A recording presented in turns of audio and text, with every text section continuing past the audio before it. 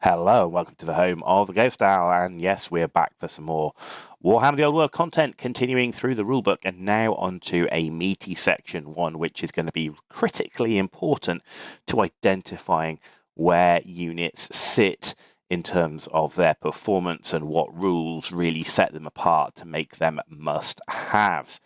I did notice the microphone was a little bit tinny on the previous video, so I'm continuing. Get said, I just bought this headset and microphone, so continuing to try and change some settings to make it as best quality and easy to listen to as possible. So without further ado, let's jump into these universal special rules. So there are three categories of special rules. There are universal special rules that can appear in all armies, and that's what we're going to be covering now. There are army special rules unique to the faction the model belongs to, and then there are unique special rules specific to the models or equipment. Now, rule priority. Army special rules take priority over universal special rules and the model's troop type rules. Unique special rules take priority over army special rules, universal special rules, and models troop type. So if you do have a conflicting set of rules, it's clearly defined here which one takes precedence. Cumulative special rules, so unless specified otherwise, if a special rule alters a characteristic, a dice roll, or any other value, then the effect is cumulative. So let's take a look at these special rules. So ambushers. A unit with this special rule may be held in reserve instead of being deployed. From the beginning of round 2, roll a d6 in the start of turn subphase for each ambusher's unit. On a 4+, the unit arrives on the battlefield. The unit may be placed on any edge of the battlefield, but not within 8 inches of enemy models. And at the start of turn 5, if any ambushers have not yet arrived, they arrive automatically.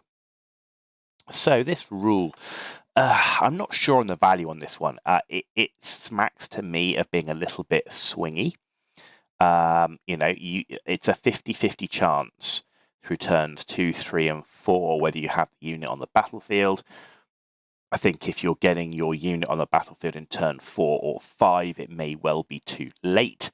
You're going to need bodies, right, on the tabletop. So I'm really not convinced about this. I think I'd prefer it if it was 4+ on round 2, 3+ on round 3, 2+ on round 4, and then automatically on turn 5. It just feels that going 3 turns on a 50-50 and knowing how, you can guarantee when you need it, dice rolls fail you.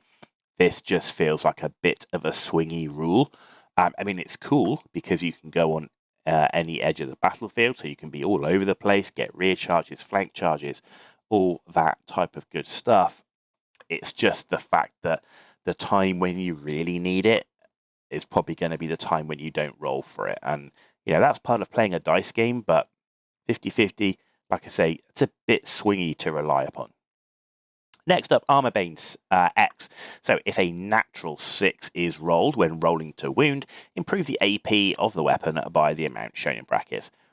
Never a bad thing. It's cumulative as well. So any chance to, worsen an enemy's armor value and make it harder to save is a good thing. So Armor Bane, it's going to be a decent rule.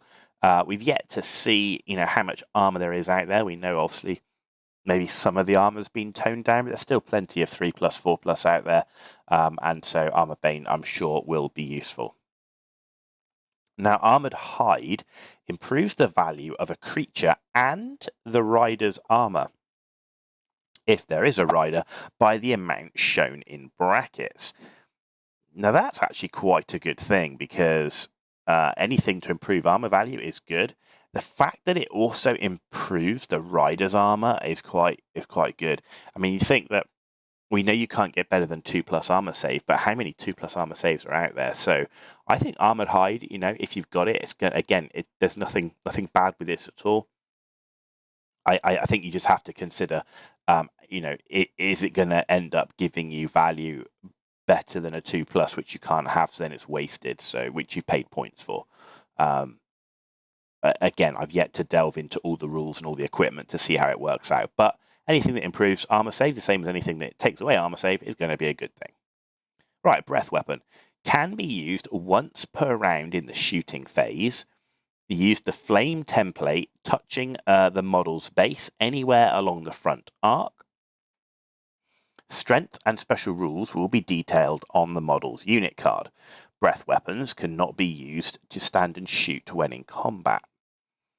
Breath weapons, I mean, they're always a good thing, I think. I mean, you're going to pay the points for it, but depending on the rules, the specific rules for each weapon will determine, which ones are better than others. But it's automatically hitting. It's a template. Normally breath weapons come on some sort of monster who's going to want to get close enough to charge anyway. So being close enough to a unit, being able to use your breath weapon and then follow up with a charge is definitely going to be a good thing. And automatic hits, multiple hits. I think this is going to be a really good thing, and always was a good thing when taking when going after infantry units, particularly those sort of base infantry units, the core ones that don't have a great toughness, don't have a great armor save. You can actually get through quite a few of them. So yeah, breath weapon, probably something that you're going to want on all those big monsters that can take one. Chariot runners. So friendly models with the troop type chariot can draw a line of sight over or through models with this rule, and can move through the unit if they're in skirmish formation. In skirmish formation, a unit with this rule can count friendly chariots within 1 inches as part of the unit for the purpose of unit coherency. Okay. The value of this rule. Initially it seems pretty mediocre. I mean, maybe if you were skirmishing in front of a chariot unit and then you wanted to charge through that skirmish unit, maybe, so that maybe you've got a situation where the skirmish unit's protecting the chariots from being charged, and then the chariots can actually charge through that skirmish unit, so chariots will always get the charge. Maybe that's something that can be done. Yeah, maybe something there, actually. Maybe something there if you say you're protecting the front of your chariots with skirmishers. And then you're able to, because you can move through the unit, you can charge through them. So that could be quite useful. Because your chariots, chariots generally I've found only really get their value back if they're able to charge. If they get charged or they get shot down, then they're just not as good. You really need those impact hits and so on. So chariot runners, it could be an interesting one. Though I think it's going to be quite specific, the situations where you're going to get the benefit from it. Okay, next up, close order. Pretty straightforward one. A unit with this rule may adopt close order formation, and with that, of course, you get your +1 combat result bonus.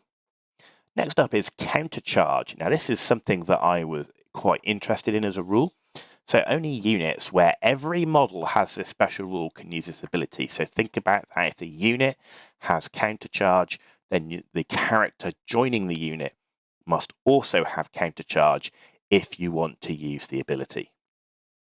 A unit with this rule may declare countercharge as a charge reaction if it is charged in its frontal arc by cavalry, chariots, or monsters. If the charge distance between the two units is less than the enemy movement characteristic, then you can only hold or flee. So you can't countercharge if the enemy's too close, which kind of makes sense. So when you do your countercharge, you pivot the unit so it's facing the center of the charging unit, and the charge target moves D3 + 1 inches towards the charging unit. Both units are considered to have charged during this turn. Fleeing units and those already in combat cannot countercharge, and a unit can only countercharge once per turn. So I think this is really cool for cavalry units. One, there's the epicness of cavalry don't stand still and let other cavalry charge into them. They charge into each other. So there's the epicness of and cinematicness of that. But the fact that, a lot of cavalry using lances are going to need that charge to get their charge bonuses, the initiative, the plus strength, all that good stuff, I think is really important. And I think that's going to really help out certain cavalry units to fulfill their potential, where if they get charged, all is not lost and they still have good value because they can countercharge. You just need to be careful about characters you're having join that unit, because you're paying the points to have the countercharge rule. And if you add a character that can't countercharge, then you've just lost access to the ability. But overall, I think countercharge is great and would be something I would really want on my cavalry. And if I was having cavalry with countercharge, I would definitely be thinking about taking lances as a result. So cumbersome then. Weapons with this special rule cannot use a stand and shoot charge reaction. Okay, fairly straightforward. And detachment. A unit with this rule can be fielded as a detachment. And a pretty basic rule there. So a couple of good rules so far. Let's see what we've got next. Dragged along. A model with this special rule that begins its movement within 1 inches of a friendly unit whose troop type is infantry, not fleeing, and contains 10 or more models, may replace its movement characteristic with that of the unit. Okay, is this something like the Grail Reliquae or the Screaming Bell, where the infantry are almost like pushing it along, I guess? Maybe that's what it means. But yeah, essentially you can use the infantry unit's movement as the movement for the model that has this dragged along rule. Okay, right, drilled. Unless fleeing, a drilled unit may perform a free redress the ranks immediately before moving. Okay, once the maneuver is complete, it moves as normal. A drilled unit can march within 8 inches of enemy units without needing to pass a leadership test. I think this is going to be a really interesting ability. I think this is going to be a really important ability. That option to use, this is where the marching formation on a unit with drilled could be interesting.